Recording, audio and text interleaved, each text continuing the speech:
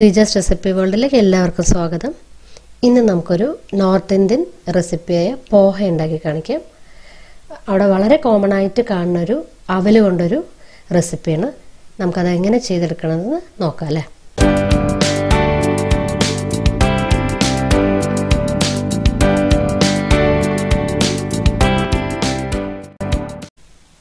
ഇതിന്റെ ഇൻഗ്രീഡിയൻസ് നോക്കാം അല്ലേ. ഇതൊരു 3 ബൗൾ വലിയ ബൗൾ അവല് കുറച്ച് കട്ടിയുള്ള അവലാണ് കഴുകി വെള്ളം വാർത്തെടുത്തിട്ടുള്ളതാണ്.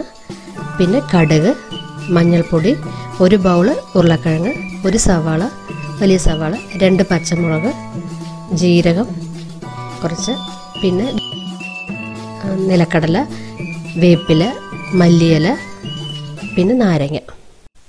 ഇതെങ്ങനെ ചെയ്തെടുക്കേണ്ടത് നോക്കാം അല്ലേ.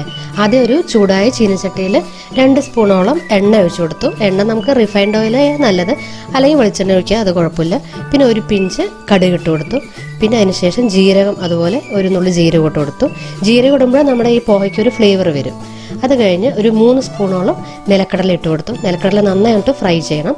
അതിനുശേഷം നമ്മൾ 1 ബൗള് പൊട്ടറ്റോ ഇട്ട് കൊടുത്തു. അതും പൊട്ടറ്റോ നന്നായി വെന്ത് വരണം. നമുക്കത് എങ്ങനെ ഒന്ന് കുത്തി നോക്കിയാൽ അറിയാം നമ്മുടെ പൊട്ടറ്റോ ഫ്രൈ ആയിട്ടുണ്ടോ എന്ന്. ഇപ്പോൾ പൊട്ടറ്റോ ഫ്രൈ ആയിട്ടുണ്ട്. അതിനുശേഷം നമ്മൾ അരിഞ്ഞു വെച്ചിട്ടുള്ള 1 സവാള, 2 പച്ചമുളകും ഇതിലേക്ക് ചേർത്ത് കൊടുക്കാം. സവാള നന്നായി മൂത്ത് വന്നിട്ടുണ്ട്. അതിനുശേഷം ഒരു 1/4 സ്പൂണോളം മഞ്ഞൾപ്പൊടി ഇട്ട് കൊടുക്കുക. മഞ്ഞൾപ്പൊടി ഒന്ന് നന്നായിട്ട് അതിൻ്റെ പച്ചമണം ഒന്ന് മാറണ വരെ നന്നായി ഇളക്കി കൊടുക്കുക.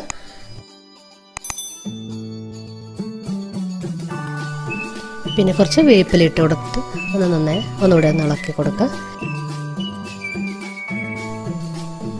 ഇതിനുശേഷം കഴുകി വാരി വെച്ച അവല് 3 ബൗളോളം അവലുണ്ടായിരുന്നു. അത് ഇതിലേക്ക് ഇട്ടിട്ട് നന്നായിട്ടൊന്ന് മിക്സ് ചെയ്ത് കൊടുക്കണം എല്ലാം കൂടെ.